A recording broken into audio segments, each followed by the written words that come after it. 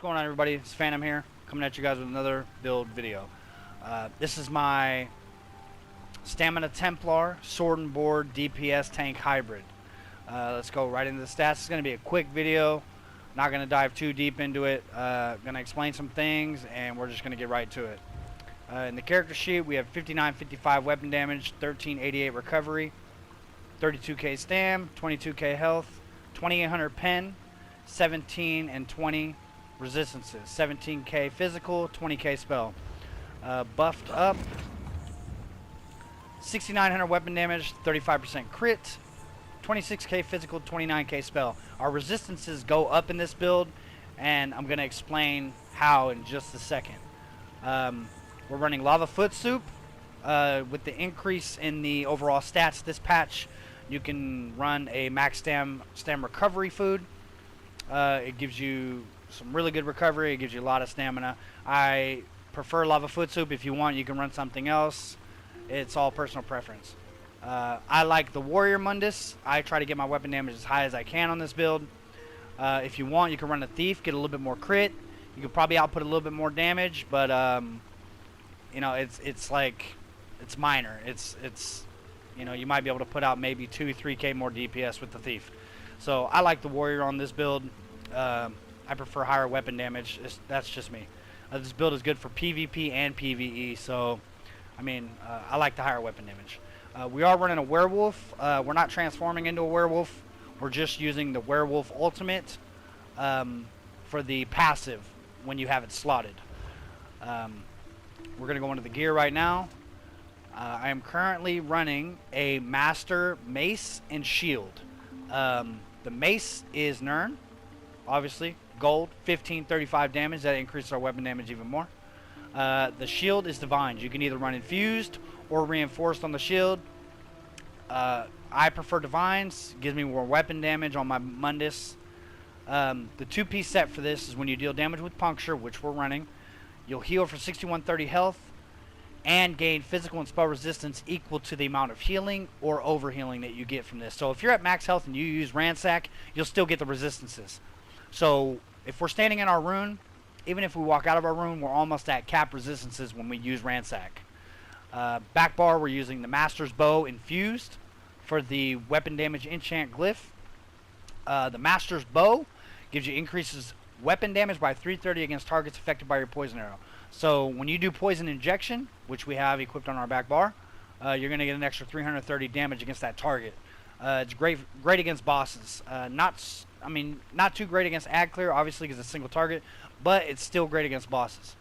We're not running a monster set on this build, obviously, because we're running master weapons. I'm running 5-piece New Moon's Acolyte. I love New Moons. I've been running New Moons since it came out.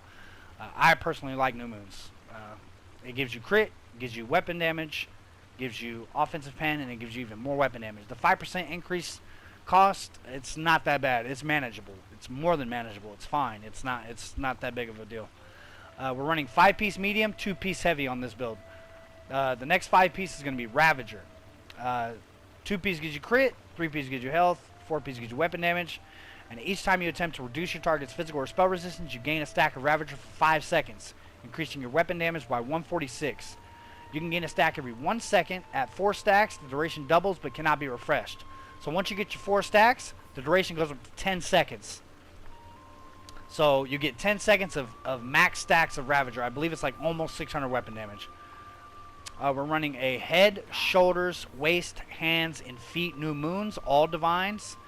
And then we're running the legs and chest Ravager, because they're the heavy pieces, reinforced. You could run Divines if you want. I like reinforced. It gives me a little bit more armor, makes me a little bit more tanky. That's what I like to run. The 3-piece jewelry, we're running Ravage jewelry, all infused, all weapon damage enchants. If you wanted a little bit more recovery, right, when we pop a pot, we're sitting at 1736. If you wanted around 2k, I believe it's like 19 to 2000 stam recovery, you could swap this enchantment out, one of the weapon damage enchants, on your jewelry for a stamina recovery enchant. It's all personal preference. If you feel like your sustain is suffering, you could throw a stamina recovery enchant on there. For the skills, we're going to be running biting jabs, obviously. Biting jabs is amazing. It's tremendous. It's one of the best skills in the game.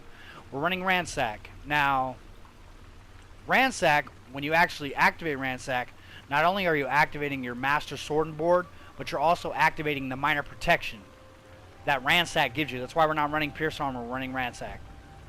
It gives you an extra 5% damage taken decrease. When you're activating jabs, it does the same thing because the Adric Spear passives.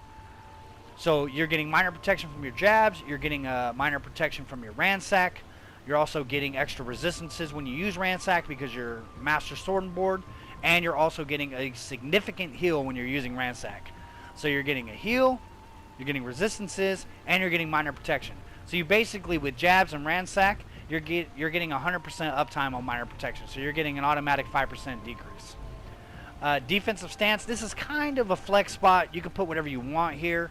I like defensive stance just because it increases the amount of damage I can block, just in case I need to block a big attack. And also, it's a good damage shield. It does cost quite a lot.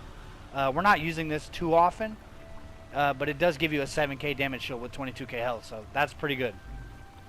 Caltrops, this is the bread and butter of this build. Caltrops and Ransack are your two most important abilities. Jabs is your big damage ability. Ransack and Caltrops are your utility abilities. So your Caltrops, it's going to razor Caltrops, to be exact. Right when you throw it, it's going to try to debuff the target's physical and spell resistance. It's going to activate Major Breach on them every second for 4 seconds. Ravager can stack every second for 4 seconds. So when you throw Caltrops, it's literally triggering Ravager every single second. So every second you're gaining, so you're guaranteed to get all 4 of your stacks of Ravager in 4 seconds. And then you have your Ravager full stacks for 10 seconds. So by the time Caltrops is down, you still have your Ravager up. So by the time you go through your rotation, you throw Caltrops again, you're gaining your Ravager back again. So you're constantly stacking Ravager. You're constantly, even on a single target boss, you're constantly stacking the Ravager. It does it even to a single target. It'll constantly try to reduce their physical and spell resistance, even if it's just one target who's already had their armor cracked. And on top of that, you're using Ransack as well, so you're gaining an extra stack of Ravager. So you're constantly building stacks, even though your stacks are dropping off Ravager. You're constantly rebuilding your stacks. So you constantly have an uptime of full stacks always. And it's a good damage over time. It's pretty good when you're fully buffed up. Restoring Focus. This one is an amazing skill. It doesn't cost barely anything, only 800 stamina. Once you activate it, you get the 5900 physical and spell resistance increase. And then you get 240 stamina back every 1 second. When you're standing in the rune, your physical and spell increase resistances gets buffed by 50%. When you leave the rune, you still keep the 240 stamina every 1 second. So for 20 seconds, you get 240 stamina back every 1 second. This skill is amazing. I love it. We're running Flawless Dawnbreaker. After activating it, you get an extra 300 weapon damage.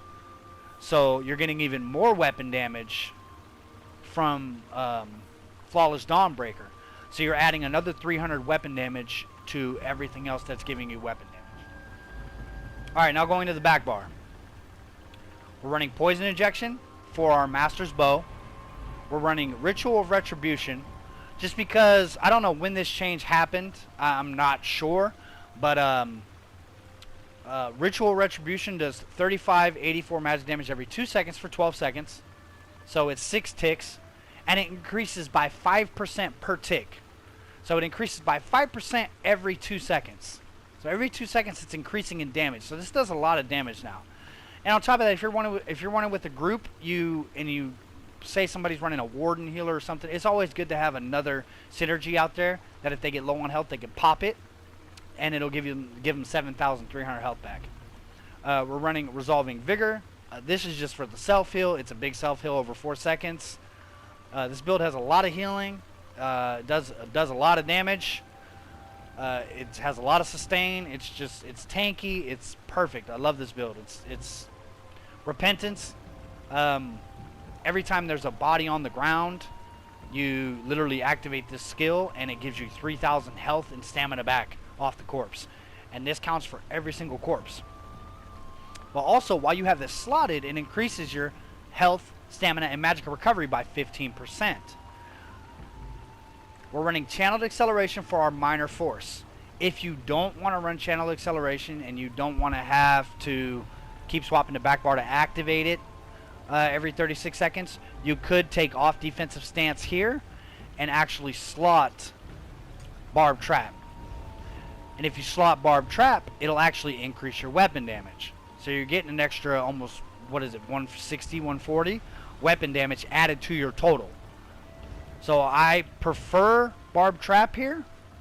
You could run something like Camo Hunter if you want that major savagery up at all times. But Jabs is going to give you your major savagery up at all times, and your pots is also giving you major savagery. So if you want to run different pots, you can. But the Templar, the only thing the Templar's lacking is major brutality in the kit. So it's kind of, you know, the way the build is built here is probably the best possible way. But if you want, you can switch it up. You can make changes to it. That's the beauty of this game. You can literally build your builds however you want and make them viable. Backbar, we also have the Werewolf Ultimate slotted. The only reason why we're a Werewolf on this build is just for the ult to be slotted. Because while slotted, your stamina recovery is increased by 15%. So we have a 15% increase from Repentance, and then we have another 15% increase from Werewolf. So on our back bar, we're looking at 1736 stamina recovery compared to the front bar where we have 1388. So while you're on the back bar, activating your buffs, healing, maybe throwing your ritual, you're literally getting you're getting 1736 stamina recovery back. So your stamina recovery on the back bar is increased, and then when you pop a pot, you're up to 2K. So if you want, you can swap out the jewelry enchant for a stamina recovery enchant, and you'll have a lot better sustain, but you don't necessarily need it because you have a 1736 on the front bar as well with the pot active. So, I mean, you could, it's all personal preference. If you feel like you need more sustain, I would suggest throwing one stamina recovery enchant on your jewelry. Alright, now going into the passives, we're obviously running a one-handed shield. You're going to want all your passives. Every single one of the passives. For Restoring Light, you're going to want all of your passives. Dawn's Wrath, you're going to want all of your passives. Adric Spear, you're going to want all of your passives. All the Templar passives work in unison for the entire class. For the entire kit that the Templar has, all the passives work.